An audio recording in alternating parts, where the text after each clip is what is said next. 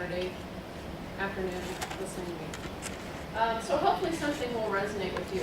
Now my journey is so boring and simple. It fits on one slide. And then we probably could knock it out in 5 minutes. My journey, I was born in Iowa, but I moved to Nebraska when I was pretty young. So I was raised and educated in Nebraska. I went to school in a small town in Nebraska called Clay Center. Anybody heard of it? It's teeny tiny. It's just outside of Hastings, if you know where Hastings is. And then I came to college at UNL. And I didn't really have a life.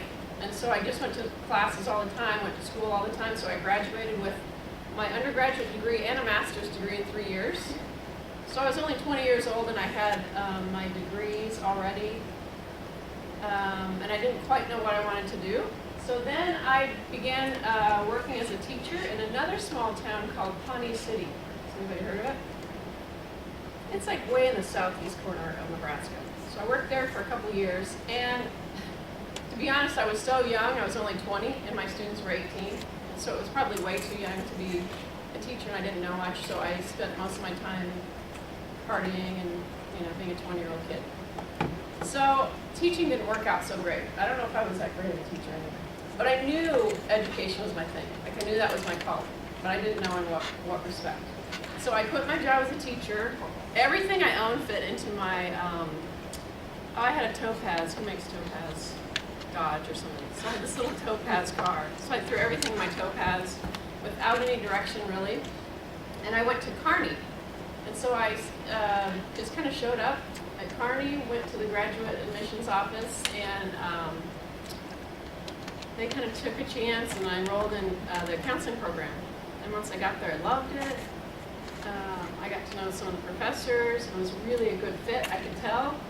And also when I was there, I used to love, and I still do, data. So I would always be the student that was always worried about the data. What does the data tell us? What can we learn from the data about students?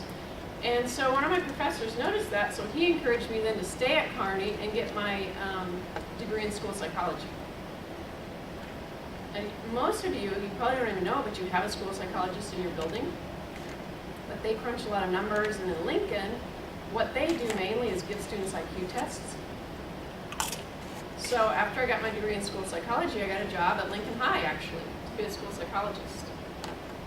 But unfortunately, you have a lot of talent and skills as a school psychologist, but they make you sit behind this IQ test all day and just give IQ tests. I did 100 of those in 1 year at Lincoln High. And each IQ test takes about 3 hours to give. So every day, all day, I get IQ tests to kids, and then I have to write up a report. It was the most boring, horrible job I ever had. So I'd see kids running around in the halls and teachers interacting with kids, and I'd be in my office like, oh, that's what I want to do. So I knew right away, again, not a good fit. So in my journey, I realized, I kept trying these different things and nothing quite fit. But shortly after that, when I knew school psychology wasn't going to work, I still had my school counseling degree. I got a master's in school counseling before I got my school psych degree. And so I thought, hey, let me give that a try. That looks more fun. So I got a job at, first of all, at Clinton Elementary. Everybody go to Clinton? Yay. It's one of my favorite places. So I worked for 3 years at Clinton, and then I switched to Goodrich. Anybody go to Goodrich? Goodrich kids? And I was there for 6 years, and then I transferred to Leffler. I was at Leffler for 6 years. You went to Leffler? For 6th grade, okay. So I was at Leffler for 6 years.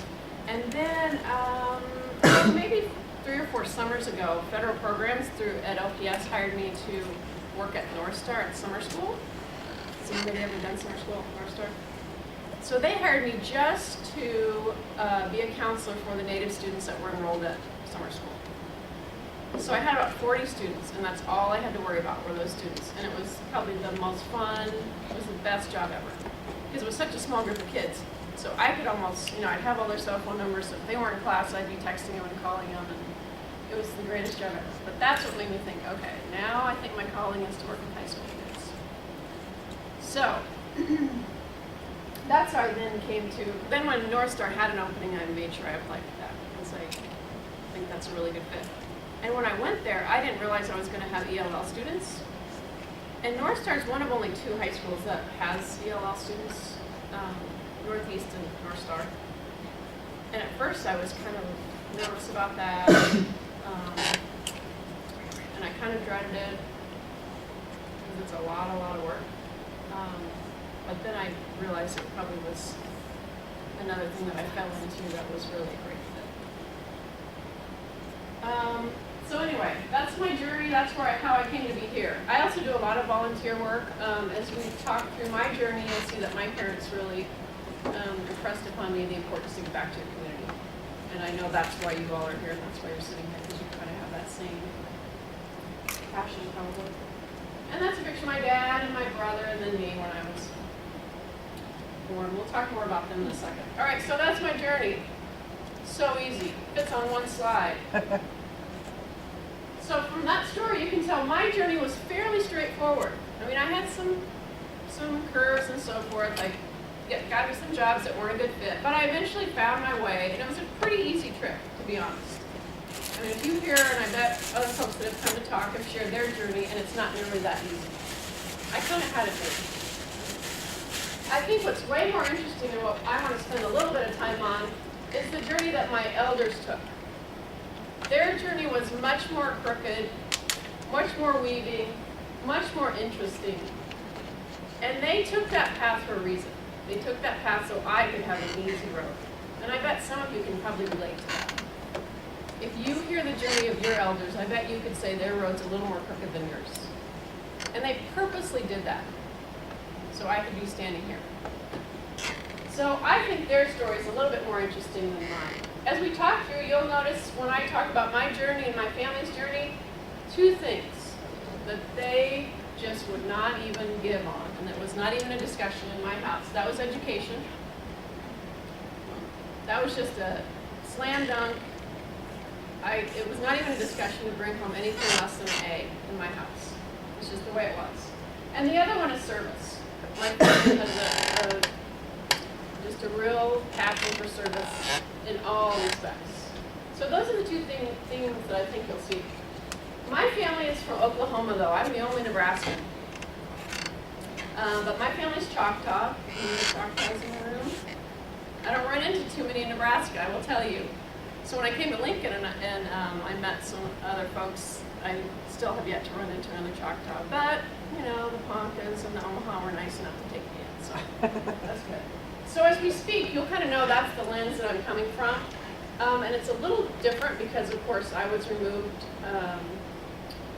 from most of my family, and there aren't many Choctaws in Lincoln. And so it's maybe a little bit different depending on your tribal background. First of all, on my mother's side, she was a Lewis, and this is my great-grandmother, who I didn't really know. She died when I was really young. But I think the strongest females that you can think of. Here's my grandmother. She, Opal, and she is from Oklahoma, of course. She raised my mother and 2 other siblings in a trailer because my grandfather was a pipeline welder. And they moved every 2 weeks. The longest my mom ever went to one school was 2 years. So I have a real soft spot in my heart for kids that are mobile and kids that move a lot. Because she went to school every 2 weeks, she'd go to new school. So if you can imagine that.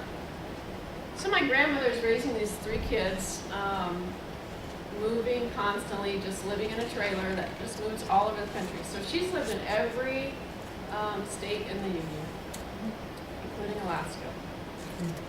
And the longest she was ever in a place, she said, was 2 years, and that's when she was like in elementary school. So when my grandfather retired, they bought a horse farm in Oklahoma, which if you know much about Oklahoma, quarter horses and racing, horse racing is a big deal. So they bought this horse ranch. And so my grandmother became a horse trainer, which was very unusual for a woman in the 60s and 70s. It's mainly a male-dominated job. So she kind of had to weasel her way in, and us kids grew up at the racetrack in the summer, so it was kind of a cool thing to do. So she raises my mother and her siblings. My mom's on the far right. And my mom is very, very smart. Even though she moves schools every 2 weeks, I don't know how she did this, because I don't know how you gain the curriculum or how you know what you're doing. But she went on to go to college at Oklahoma State, and she got a degree in the late 50s in chemistry, which is, again, almost unheard of for a woman. And she has great stories about after she graduated, she tried to get a job. And of course, you can imagine a woman in the 50s walking into a department trying to get a job as a chemist. Sometimes she would say they would not even interview her. She started to try to get into an interview by putting just her initials. She would apply under, her name was Carol Crystal Lewis, so she put C.C. Lewis just so she could get an interview. But at one point she said she even showed up for an interview and they walked out to greet her and they said, "Hey, you're a woman." And she was like, "Yes, I am." And so they wouldn't even interview her. So she has a lot of really fascinating stories about trying to be a groundbreaker, but you know, that was hard to do in the 50s. But she ended up getting a pretty good job at Oklahoma State in her college, working in the chemistry department. So I'm really fortunate to be among some really powerful women. I think they were such great models for me in my journey. But as you can see again, they took roads that were kind of crooked and not always easy. And they did that again so that my road would not be so crooked. So then on the Townsend side, this is my grandfather, Clark, and he attended an Indian boarding school in Oklahoma. That's Clark right there. That's one of the only pictures I have of him. But that's a boarding school in Oklahoma. And I wish I knew more of the stories, but my father would tell some of them. But it's kind of a classic story where he would have to, Hartshorn is quite a ways from his hometown. So his dad would put him on a horse, and they'd ride for 3 days to get to his school, and they'd just drop him off, and they wouldn't see him again until the end of the year. And my great-grandparents didn't even speak English, but they knew they wanted their son to be educated and learn English. And my grandfather didn't have to go to boarding school. I'm not sure why, because you do hear stories about Native kids that had to go to boarding school. He didn't have to, but his parents they said, "It's what you're going to do. You're going to get educated." So even as far back as the 1900s, my family knew that education was the path to take. And apparently he played football. That's the only picture I have. So this is my dad, Sam. And Sam has an interesting story too. His path is very crooked as well. Sam was one of 13 kids. And my dad was one of the younger kids that was a male. There was a bunch of kids, then several females, and my dad, and several more females. And so with 13 kids, they decided they could only afford to send one kid on to college. Everybody finished high school, which was pretty amazing in those days too, 13 kids. And we're talking rural Oklahoma. They never lived on a reservation or anything, but they lived in a rural setting in Oklahoma. And they decided my dad was the one that was going to go to college. So at first, he was a pretty good student, always a good student, but he is a pretty young guy, like 15. And now I can't imagine sitting my 15-year-old off. But he went off to work on the pipeline as a welder also. And so at 15, he was making tons of money. I mean, in those days, it was tons of money as a welder. But his family insisted that he come back and go to school. So out of all those kids, he was the only one that was able to attend school. And he, too, then ended up going to Oklahoma State. And that's where I met my mom. And he got his teaching degree. So he, after he got his teaching degree, it was really hard to find a job. Because again, he was a young guy, young Native guy, nobody really wanted to hire him. So he finally got a teaching job in Iowa, in a small town in Iowa called Sidney. Anybody heard of it? They're famous for their rodeo. You've ever heard of that? But he did finally get a job teaching in Sidney. And while he was there, all of his kids were born, so he has a wife and 3 kids. He started going to graduate school at UNO, because it's not too far to drive to UNO. So he ended up getting his administrative degree, so he could be a school administrator. But again, he was a young guy with a bunch of degrees and not a lot of experience. So nobody really wanted to hire him either. He finally, my little hometown of Clay Center, Nebraska, took a chance on him and hired him as a superintendent. And so my dad then served as a superintendent for schools in Clay Center for, like 32 years. And I think he felt a lot of loyalty to that community since they took a chance on this guy from Oklahoma, you know, this native guy with these kids and whatever. And so he always had a lot of loyalty to my hometown. So they stuck around forever. My dad's is deceased, but my mother still lives there to this day. Here's a picture. This one's it's pretty old, but that's my dad and some of his siblings. My dad's the guy on the far right. All of his siblings, even though they didn't go to school, they all had a real sense of service to the community and to the tribe. So at one point or another, they've all worked for the tribe. Several of my aunts and uncles are fluent in Choctaw, so they would act as interpreters. And that's at their high school. They had some big thing at their high school. Because of course with 13 kids, they made a big impact in our high school, so they all would go back to that. And lots of Native families. The military has been a big draw for my family. So lots of folks have served. This is my dad in the Army. I'm not sure what year that was. This is my sister. She is an attorney for the Air Force. She's in the JAG. This is my nephew. He's a student at the Naval Academy studying nuclear engineering in Annapolis. This is a cousin of mine. She was Choctaw Princess last year. We did a lot of service for the tribe. And then this is my sister right here. She was appointed by the governor of Iowa as the director of the Civil Rights Commission for Iowa. And so when I think about that crooked path, and I think just a couple generations ago, when my family didn't even speak English, you know, I bet, you know, just the idea of just 2 generations is all it took that for myself and my siblings to have this incredibly easy, great journey. And to, I think, come that far. Like, I bet they could never imagine that they're just 2 generations away would be doing things like, you know, being attorneys and running the Civil Rights Department. I bet they would never, ever dream that would happen. But, again, it's because they chose to take that kind of tough, crooked path. And I think, too, with that emphasis on education, they knew that's what would make the difference. So, of course, when we think about this, and even though, you know, I'm sure tribally we come from a lot of different tribes in this room, the one thing we probably have in common is that sense of family and what a difference they make for us. All right, so that gives you just a little piece of my journey not being that exciting, but knowing where I came from. Do you all have questions about that? Anything you want to throw in? Anything resonate with you? Anyone have a life story? I just want to ask, because you said you went to UNL, I was just curious, did you live on campus and where? I lived on campus for 1 year. I lived at Schramm Hall. Okay. I went to college in '84. But I just lived there for a year and then I moved off campus with friends. Did you live on campus? I used to live in Capital for the past 3 I had years. friends who lived there. Yeah, and I know that's why I was curious, because I know with the UNL, living on campus is a big thing. At least a year. And are you involved in Unite? I am not. I don't know if that was around when I was in college. No, What year did you graduate? 87. Yeah, I would have been around. Would they? Mhm.